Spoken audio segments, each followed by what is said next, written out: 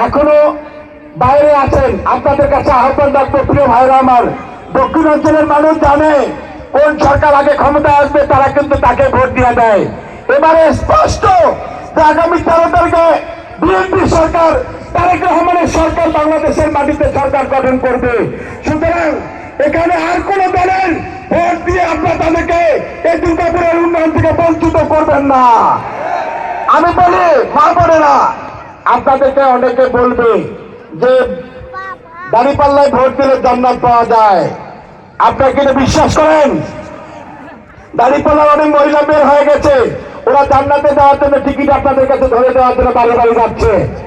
একটা কথা শুধু বলি, জান্নাতের মালিক কিন্তু আল্লাহ।